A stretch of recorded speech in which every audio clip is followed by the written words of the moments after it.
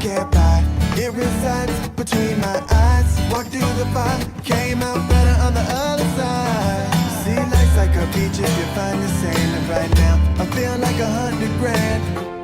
You are listening to Inspired Insider with your host, Dr. Jeremy Wise.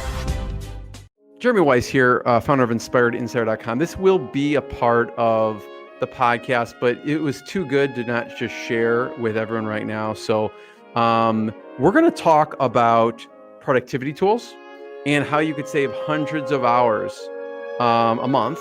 And, I'm going to introduce Adi in a second, but the funny thing is, Adi, most people don't know this. When I first set out to start a podcast, I thought I was going to be the foremost podcast on productivity. I was just going to interview people talking about their productivity software, their tools, or productivity experts who could share their stuff. That was like the roots of what I wanted to focus in on early on. And I realized that's a very narrow niche. And so, but I am super excited about this conversation because you are one of the experts I know, and I'm going to give you a formal introduction.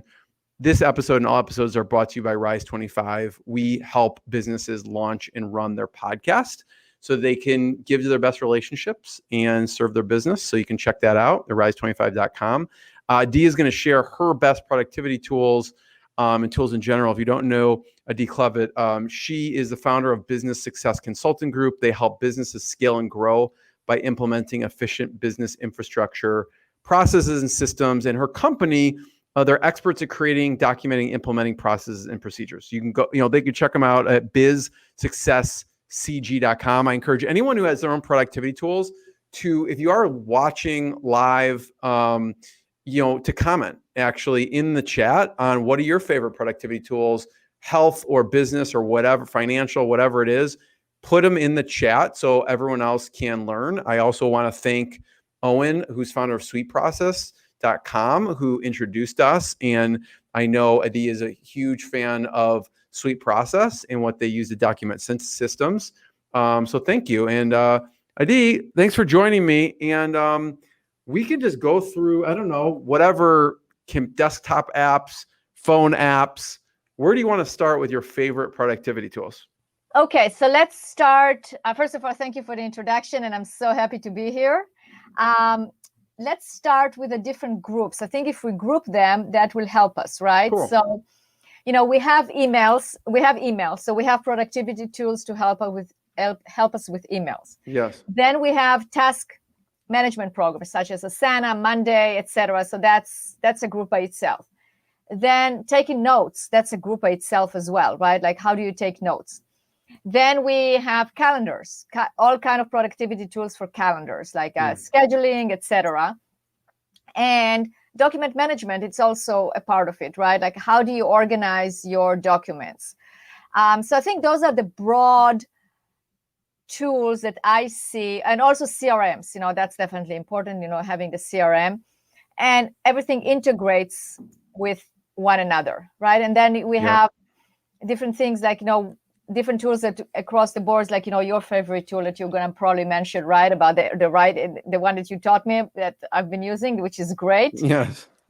So you can First of all, I want to say everyone should take out a pen and paper or take notes wherever you take notes, because this is going to be jam-packed. I'm going to be taking a ton of notes. So yeah. Yeah, exactly. So, and it's different companies. I'm not affiliated. I mean, it's kind of like you can use whatever you want. I'm just telling you what I've seen that works with my own company and with my clients, and what I've noticed that what I like. So let's start with email. Let's talk about email. So now I introduce you to that particular tool, and it's called SaneBox. It's SANE box. Mm-hmm. And what it is, it basically organizes your email. So it's an automated system that you can that sorts the emails for you in different folders. So I can tell you what it did for me, because I think it's important to talk about the overall strategy before we implement the tactics and the tools, right? Yes. So my strategy was, I want to get zero inbox, meaning zero emails in my inbox at the end of each day. So in order to do that, you have to identify what actually comes into your inbox. So the first thing that I did is I implemented a policy with my staff, and when I do it with a client and we write this policy, a communication policy. So internal communication does not belong on email. Internal communication should be on some kind of a channel like Teams or Slack, like some kind of an internal communication, instant messaging. It can be like on Google Chat. I like Slack personally. I use it. I also use Microsoft Teams with some clients that have that. But that is where the internal communication should go. I try to stay away from email for internal discussions, because then, you CC people, you get into those threads, you don't know what followed and what not, and the conversations become very, it becomes complex, and it also clutters your inbox. So I removed all internal communication with the consultants that work with me, with my business development person. All internal communications are off the email. So that's right there, 50%, 60% of the emails are out, right? So the only emails that I want to see in my inbox are emails from existing clients, prospective clients, and any referral partners, and any affiliates or any other trusted advisors that I work with, like let's say emails from Jeremy will come to my inbox. So we have a communication, or he does an introduction, I do an introduction, it goes to the inbox, because that's the method of communication. Just on that as a note, like if I have clients that are using Slack or using Microsoft Teams or any other software like that, then they add me to their Slack or Teams, and then I can just switch between accounts. So the communication between me and my clients can also be done on one of those platforms. But let's say we're talking about clients that do not use that. So then I will have my communication with my clients come to my inbox. And again, also prospective clients and any referral partners or colleagues that I collaborate with. So that's what I want to see in my inbox. The rest of it, I want it out of my inbox. So what SaneBox does, it will take all my newsletters, for instance, and will put it into a folder. It's called Sane News. So I basically get all the newsletters, so anything that I subscribe to, and I bet you're probably thinking, well, I don't subscribe to that many. Well, that's what I thought too. But then when you actually use SaneBox, you will be surprised on how much you got subscribed to. Maybe you didn't like, I swear I did not subscribe myself to each and every one that I'm getting. Right, Jeremy? You know what I'm talking about? Yes. But somehow I'm getting all these newsletters, and they have great information. I really like some of them. I do use. I learn a lot from others. I really believe that learning from others is very important. I love those newsletters. Just like I send a newsletter out that is very informative, I want people to read it. I want to read theirs. I don't want to just get rid of it. But what happens is that those newsletters, they come in at random times. So your inbox get full of emails that arrive at random times that you don't necessarily need to read them throughout your workday. So Sane News. Nor do you want to get distracted by them if they. Exactly. Yeah. Exactly. Like, I love the tips that Donald Miller sends out, right? From the Story brand. Great tips. Love to listen. Love to look at them. There is another productivity coach that I follow, Paul Miners. Love his tips, but I don't want to see it in my inbox at random times. So what happens is that all of those get channeled into one folder, and it takes me probably just a few minutes to scan through all of it at the end of the day, and just open those that I want to read. And I read it, I scan through it, and I'm done.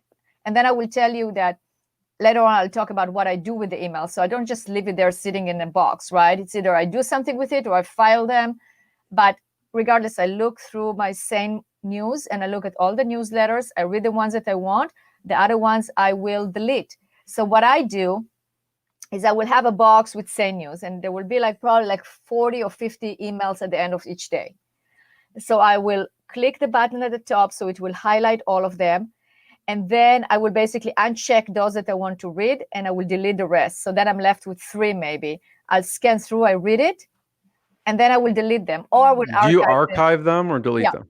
The ones that I'm not going to use, that I know that I'm not going to use, I delete them. The other ones I archive. So, and those that are really, I think I'm going to refer to them, I will label them, so then I can very easily find them in the future. But that takes a few minutes. I get my information that I want, and they're out of there. Then SaneBox also puts the emails. There are certain categories of emails that are being put into another folder. It's called Sane Later. Now, you can train SaneBox what should go to Sane later, as opposed to keeping in your inbox. Again, all communications for clients, super important for me, always in my inbox because I have to see it, right? But let's say I get notifications from Monday.com or Asana, because some of my clients use Monday, some of them use Asana, and I am on their Asana on their Monday. I need to know some of the tasks that were done, or I need to look at it. I need a reminder. I don't need to see it right away. So that goes into Sane later. And again, Sane later, I look twice a day, mid-morning and the end of the day. So then I look at Sane later. Those are emails that I train SaneBox to put it later, so they don't in my inbox all the time, right? So that way I can really control my email. It's either waiting for me to look at it later, or I have in my inbox any communications from clients or from prospective clients or from affiliates. And the thing that I do is I go over my inbox and I label it. So each one has a label, or a client. When a client signs up, one of the onboarding process that is being done in our company is that each client gets labeled. The to and the from gets a label, and then it goes into a folder. I see it in my inbox, but I also see it in a folder. So the information is always there. So once I see the email, let's say I open the email. It's either I'm going to handle it right there. I can respond right there and then archive it and move it out of the inbox. Or I will send it into my project management or my task management software. I don't leave emails in my inbox for to do, because what happens is then you look at your inbox again, and then you have to remember, oh, that email from Jeremy, I should send him that introduction that he asked me. Yeah, I don't have time right now. I'll do it later. Okay, so then I spend time doing that, reminding me. An hour later, I check my email, and it's the same thing. So that is wasted time. Those are valuable minutes that you can regain back. So let's say, Jeremy, you send me an email and you ask me to write something or give you something that I said I'm going to do. Maybe you want to see my onboarding process and you wanted me to send it to you.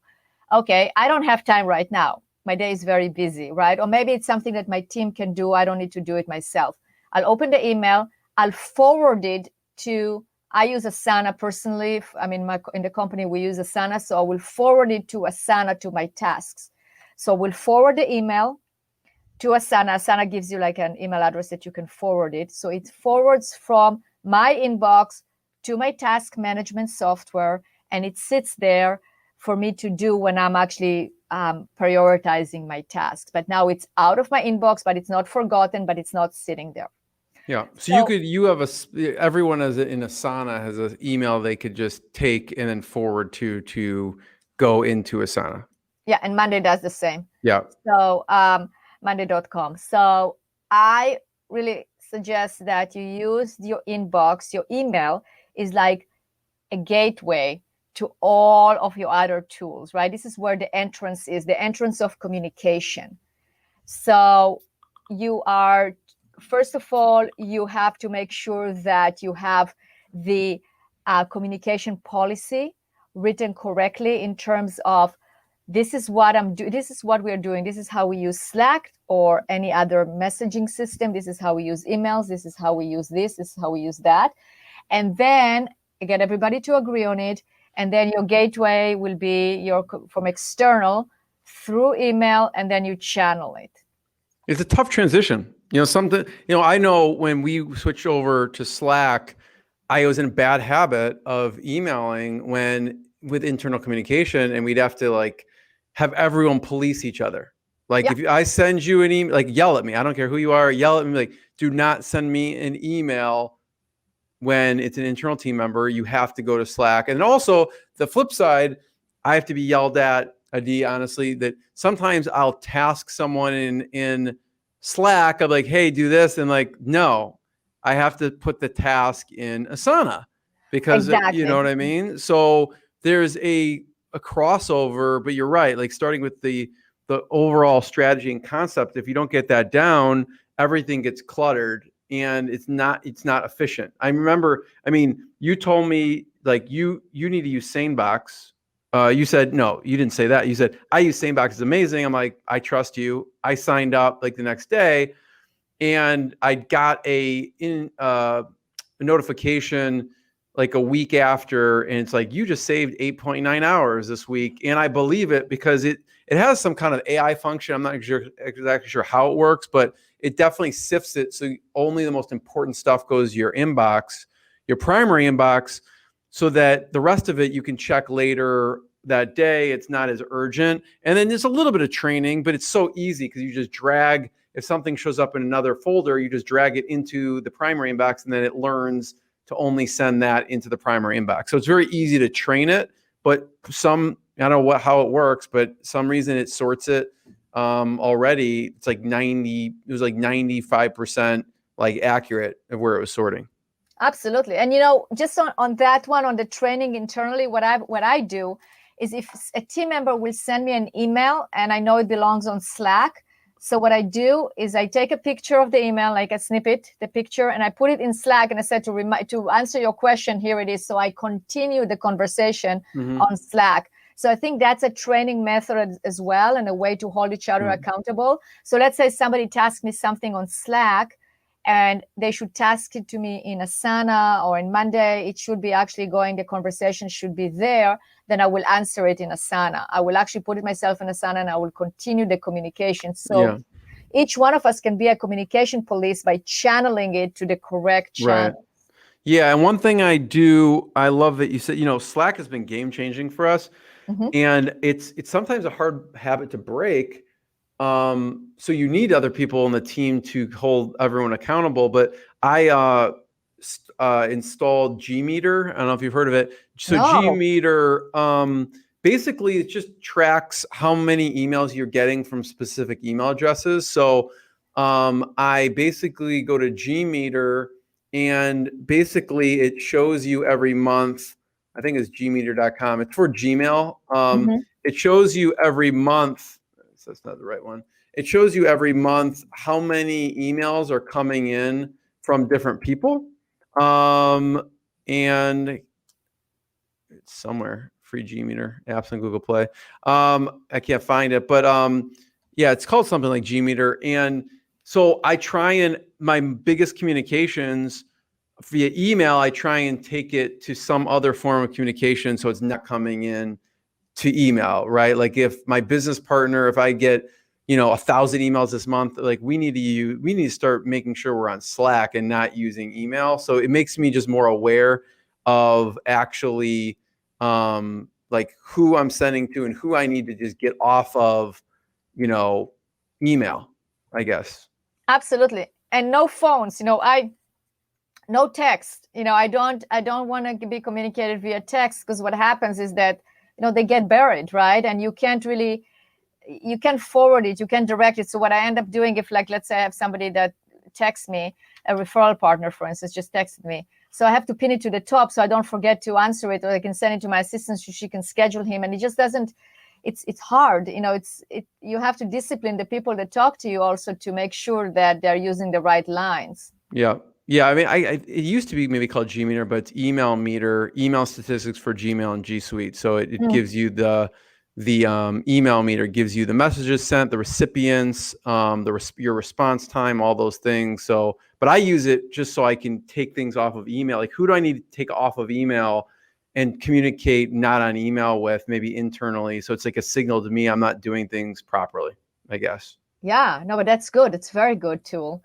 All right, so we talked about email, right? I think we extensively talked about email, and there is more to do. We can talk more about that, but I think we should move to the next subject, which should be, which one would you choose? I mean, maybe note-taking or? Yeah, I mean, I think you talked a little bit about internal communication. You talked about Slack, Teams, and Google Chat, and kind of the rules around that. I don't know if there's anything else on the internal communication that you want to point out. In internal communications, it's important to use threads so you can actually follow up on what you're saying, right? Because otherwise it gets all jumbled.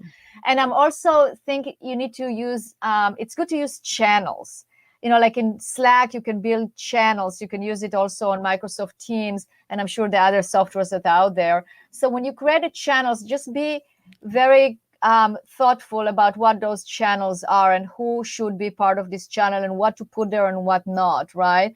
I mean, you can have your random channel, like it would be like the water cooler or like whatever, just if people want to post different funny things or, memes or GIFs or whatever it is, just put it there, but don't put it in general, just like, because it clogs the conversation. So like happy birthday can go on the random one. Don't put it on the general, right? So people can, because otherwise then 50 people decided they want to answer to it, but they should, right? But then it becomes, it clogs it. So you have to be very aware that you want the communication to flow. It's like a river that flows. You don't want to put all these dams there that will stop it, or all those places that it will diverge into different places as opposed to just going in a straight line.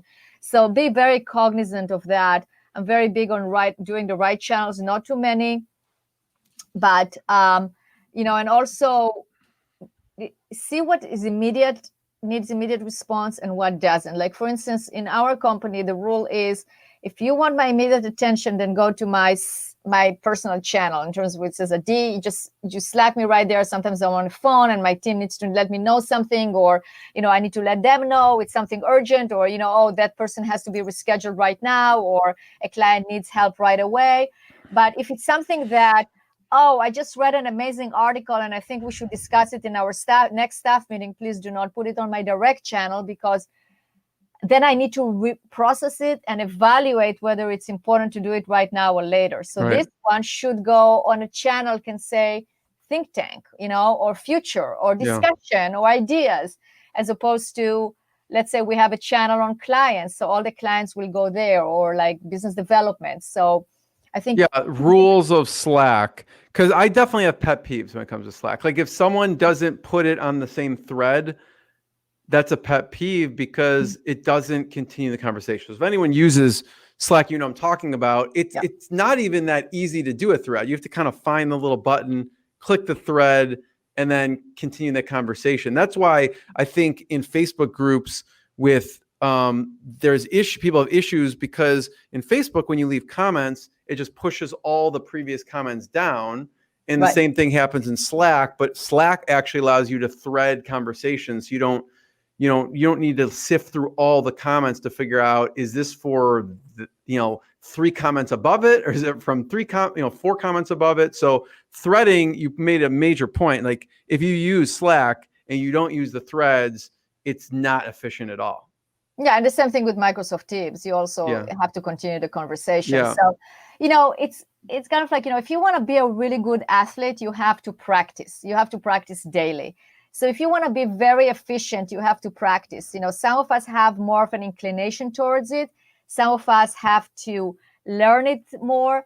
But once you get a grasp of it, once you get it into a routine and into a habit, it will create such a huge difference in your life that it's totally worth it. It's just like being in really good shape. It takes time. You have to go to the gym. You can't, sleep through your alarm clock. And just like, it's not going to happen. So then you can sit on the couch and complain about it, or you do something about it. So that's how granular do you get with channels in Slack? Do you have a channel for each client, or do you just have a channel for clients? What do you do?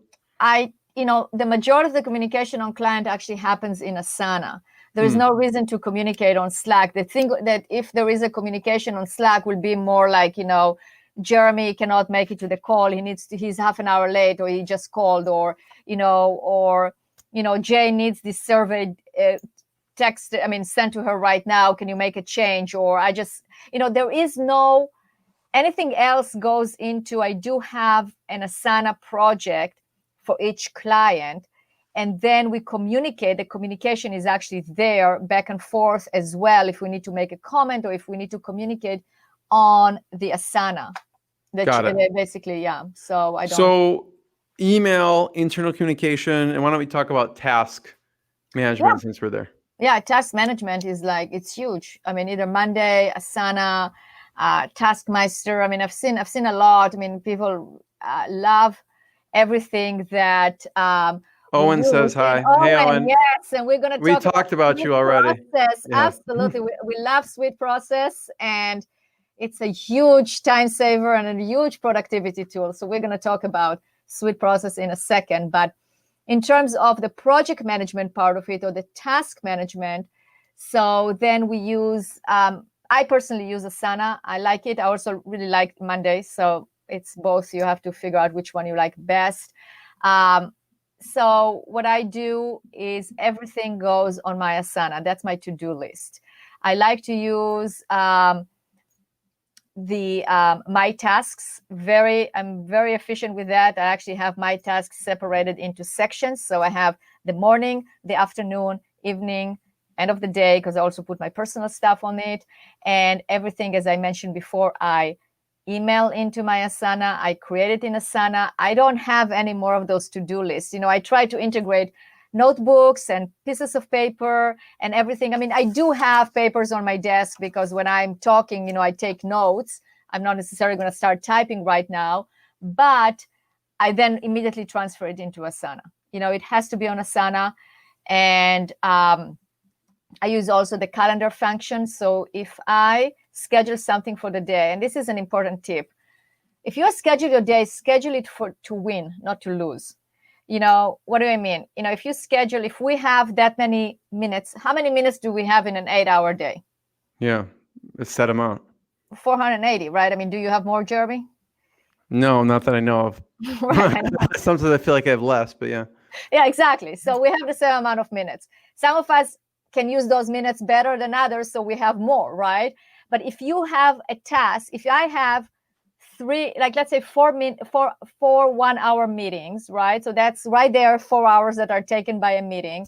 I do need to eat, get up a little bit, take a break. Okay, so we'll get together to, let's take, like together it will be about 15, 20, 30 minutes, whatever it is for you, right? So you have to account for it. And then I have 3.5 hours left. Now, if I schedule myself with tasks that are 7 hours, I will end my day not accomplished. I will feel like, oh, this day just went by and I didn't do what I wanted to do. And then I beat myself up for it. And it just becomes this, you get to the end of the day and you don't feel accomplished. So that's every day for me. I'm just right. So, but you know what? If you actually look, like, let's say I use in my day, that's why I schedule the morning, the afternoon, the evening, end of the day. If I have it scheduled and then I schedule 5 things in the morning, but I already have 2 meetings, it's not going to happen. So why set yourself for a lose? Just like win at it, celebrate it. That's another thing. We have to celebrate our accomplishments. So I go look, okay, I have 2 meetings in the morning. I can also accomplish 2 half-an-hour blocks to accomplish different tasks. And I check it off. It's a win. I had a great morning, right?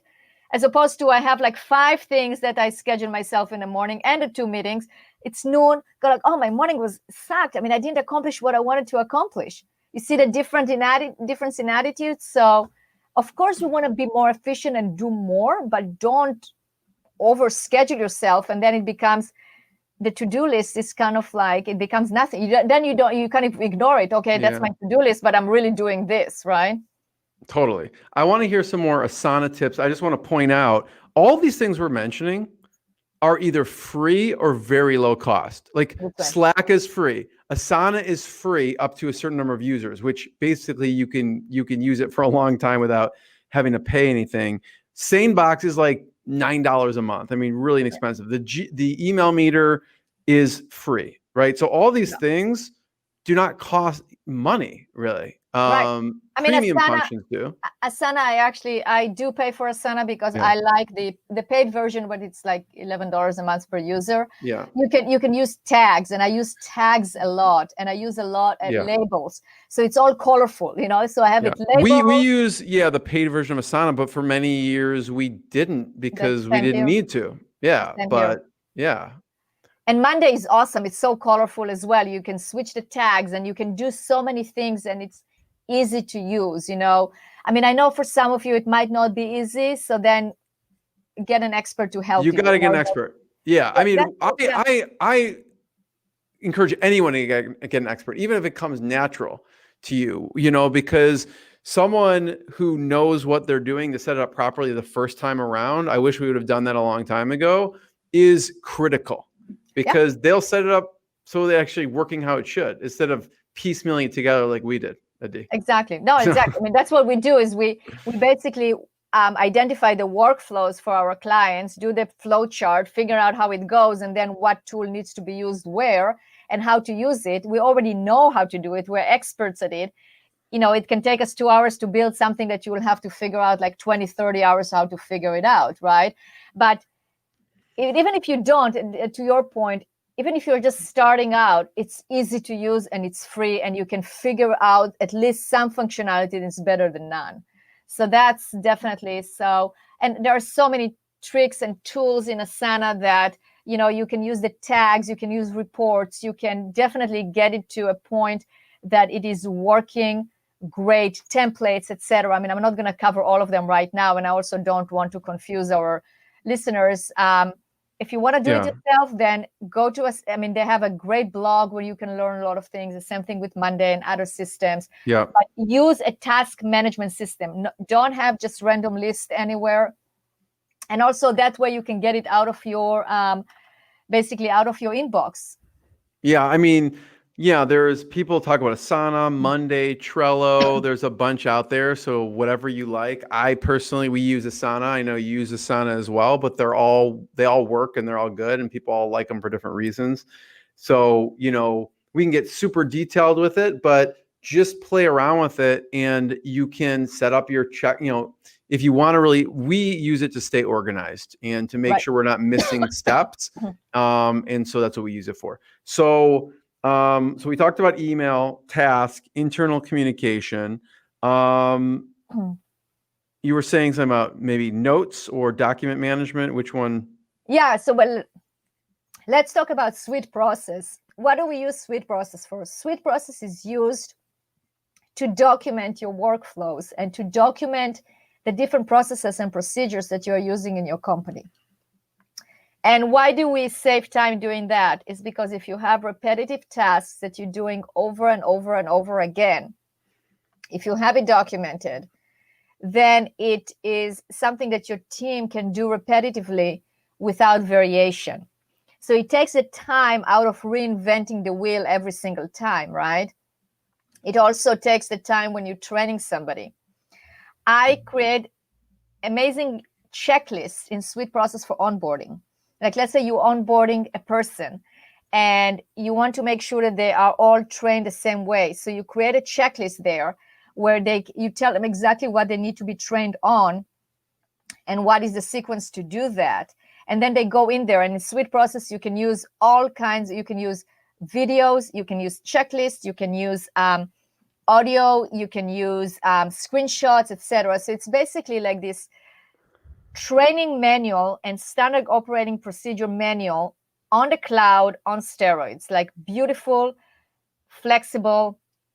You can change it, you can keep it up to date. It has version control, etc. So I think that a tool like Suite Process saves you so much time when you want to train your team, when you want to have a place where all of your processes are documented.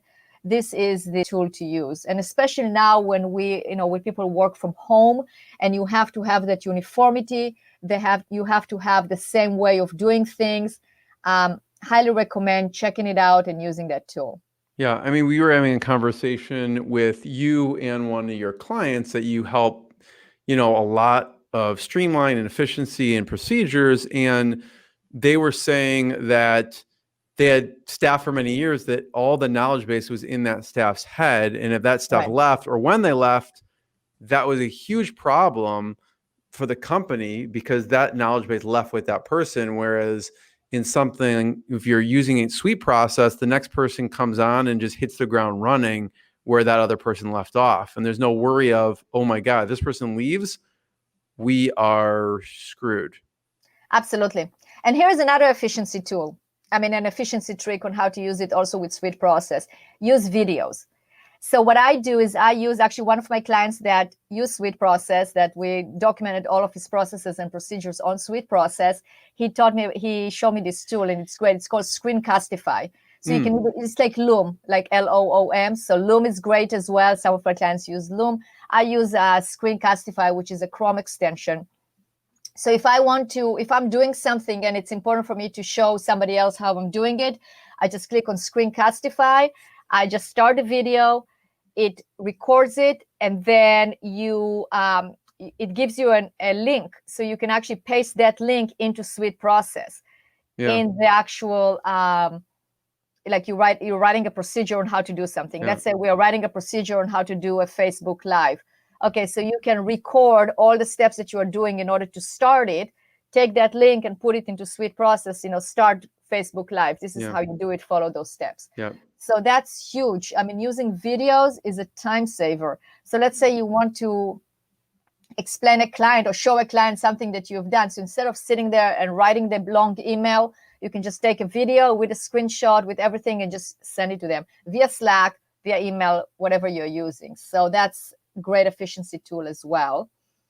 And if you look at it, like you could see actually on my browser, the funny thing is you could see the Loom Google Chrome plugin there on my browser. And in the same thing as Screencastify, you could have it literally as a Google Chrome plugin. You just click it, it's right there, and just create a video very quickly. Yeah, do you use a lot of videos? Yeah, totally. Yeah, I use it all the time. I mean, I used to have the free version, which only allows you 5 minutes, but very soon I'm making videos that are longer than 5 minutes because I need to record more. And then they have a great editing tool where you can actually clip the video very easily. Nice. So yeah. I love it. Absolutely. So the document management Sweet Process using combination of Screencastify, or you use Loom, anything else as far as the document management? Well, document management is also, I mean, Sweet Process basically is a document. It's where you document it's a process and procedures documentation. Yeah. The document management is basically avoiding having multiple folders all over the place. Like, where do you put the different documents, right? So you have to be organized in order to do that. So those would be tools like OneDrive, Dropbox, Google Drive, but then have a plan. Just like if you had a filing cabinet and you just threw paper there. Can you imagine that? I mean, think about this analogy. A file cabinet with papers all over, in stacks of papers all over, right? Would you be able to find those papers? Now, granted, we have search tools, so probably you could find some of those papers, right? But think about it, in terms of organization, make a plan for that as well. How are you going to file things? I really like nice, neat file folders that have, label. I have a great labeler, and I label it, when I used to use actual files. I mean, I do have some files, but the majority of them now online, right? So use the same system. I have a folder for clients, and then I have all my clients there. And then I have a folder for internal, so you can have finance, you can have HR, you can have whatever you have, but decide on the folders ahead of time. Let everyone know what the system is. Let them know what is the system for naming. What's the naming convention for your files? And then you can look at your files and you can see what's there, as opposed to just like a bunch of random folder documents, right? Or spreadsheets, like you did this spreadsheet just to calculate something and you left it as book 1 and you never rename it, and now it's sitting there and we have book 1, 2, 3, 4. I mean, I've seen all the way up to 53. Like, what are those spreadsheets? I don't know. Let's open each one and figure out what they are, right? What a waste of time, as opposed to doing it right the first time and having it organized. So we talk about task management, email, document management, internal communication. Let's talk about notes. I love notes. What do you use in order to take notes? I'm scared to tell you, but here's what when I'm on a call like this, I literally write it on paper. Right. And then what I will do is I just want to keep it somewhere. So I will take a picture of it and email it to myself. Yeah. And I do that too. I mean, I use OneNote. And the nice thing about OneNote is that you can actually take the picture, right? So I use, and you can use Evernote, whatever works for you. But what I like about OneNote, they have really cool features. One of them is that on my phone, because I have it on my phone and the computer, so you can go to OneNote app, open the notebook, because there can be different notebooks, electronic notebooks, right? So let's say, for instance, let's say when I'm talking to you, so I have a notebook in this case, I have a notebook, it's called Productivity Tools. So, or let's say if I want to have whatever let's say you are a client. So we talked, I took the notes, I will take a picture of it with my phone in OneNote. There is actually, when you start writing the note, there is the camera symbol there, and you can just take it, and it will take it, and it will basically put the picture right there on your page. Very, very efficient. And if I'm talking to a prospect, I will take a picture of my notes, and I will put it then in my CRM. One thing that I like about OneNote is that you can take a picture of something that you wrote from in a document, or even a picture of a page. So if I'm reading a book and I really like that paragraph and I want to remember it, right? So instead of highlighting it, because I don't like to highlight my books. So instead of highlighting it, I can basically snap a picture, get it onto OneNote, and then you can copy it to text. So it actually will copy it to actual text. So you don't have to retype it. It will be there. And then when you search, you can always find, let's say I read something in a book and there is a great quote about productivity. I can actually take it, copy it to text, and then highlight it. So, and I find that having a notebook with clients, then I can actually type the notes there. If sometimes I type it during a call, or if I take notes on a paper, then I can take a picture and do that, or I can scan it as well. So you can. You have an app for that? This is an app on your phone and also a desktop app, or? Yeah, it's both. Okay. And this one is free. It's if you have the I don't know. I think you have to have the Microsoft suite, but I think it might be also free. I mean, I have it as part of my Office 365. Great tool. A lot of options. Again, you need to know it, but it's not that hard. Yeah. And if you like, by the way, if you like to cook, if you go to any place and you have a recipe, you can actually take a picture of the recipe, put it in there, and there is a function where it actually will translate the recipe into a written recipe. Like it will take all the other pictures away, and you will just have that recipe there. So that's also a great function there. I actually love that. Yeah. So that's note taking. Anything else on that?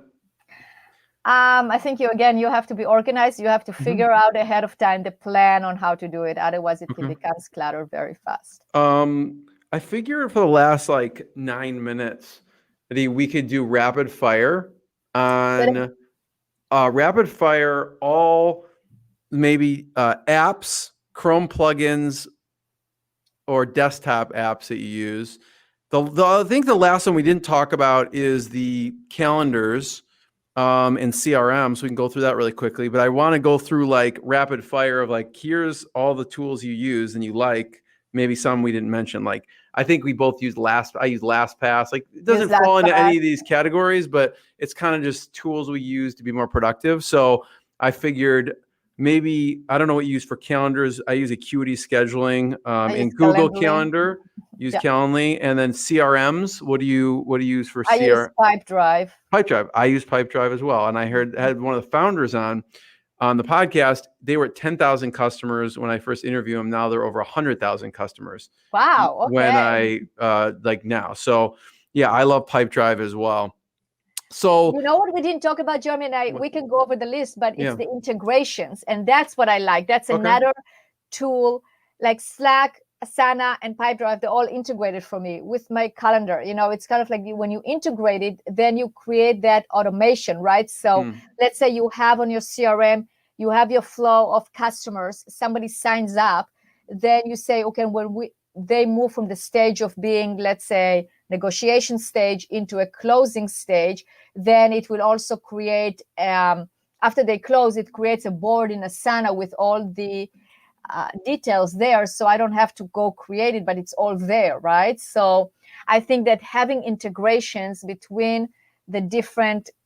so that's integration from Pipedrive to Asana? Yeah. So once you drag it, if anyone's used Pipedrive, it's super simple and easy. So you drag it to basically across the different columns or whatever, however you set up, and that will automatically create something in Asana for you? Yep, absolutely. And you can also integrate it with Slack. So every time there is a communication, remember what we said, communicate about a client, don't communicate in Slack, communicate in Asana, but you can communicate in Asana via Slack. But that's kind Got of it. like that's a little bit of a higher level, so I don't Yes. want to confuse No, people. I get it. Yeah, You basically, the bottom line with that is they all integrate. So you can create automation so you aren't physically going into Pipedrive and Asana and Slack. You can have certain things trigger something else exactly. when you get to that point, I guess you could say. Yeah, it's all about getting more minutes in a day. I mean, that's the name of the game, is like, how can you gain more minutes, right? Yeah. And in having the team, when your team are using these tools, they're gaining more minutes as well. Absolutely. Absolutely. So let's do rapid fire, because I know we have about 6 minutes. Okay. And anything, I'll start rapid fire, and that will kind of spark your whatever you're thinking. But I'll just go. I use Slack. We use Typeform a lot.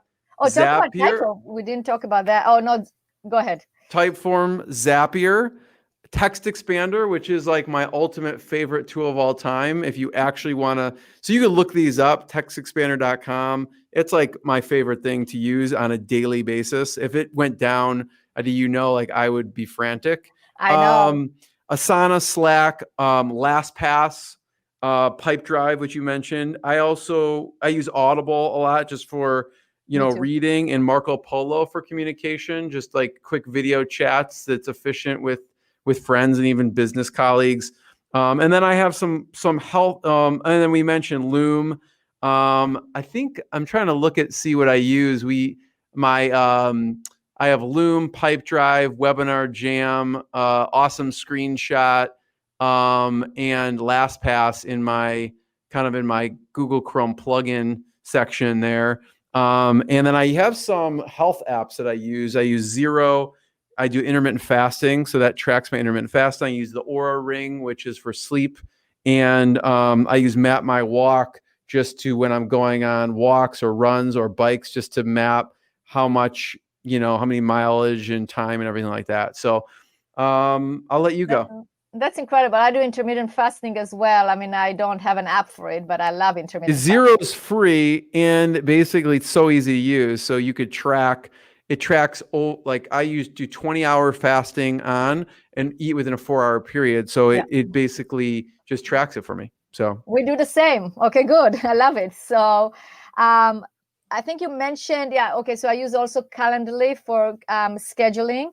I love rev.com, which is basically I can dictate, like I can talk. It's on my phone. I have the app. Let's say I finish a meeting, I just dictate, and then I get it transcribes it, and then I can put my notes into Pipedrive. So rev.com is another one. I use Google Forms. You use Typeform. I mean, I like the form part of it. Mile IQ, just to track the miles. I'm not driving much now with the stay-at-home thing, but before that, I was driving all over the place. And Mile IQ. We mentioned Sweet Process. I think those are the main ones that.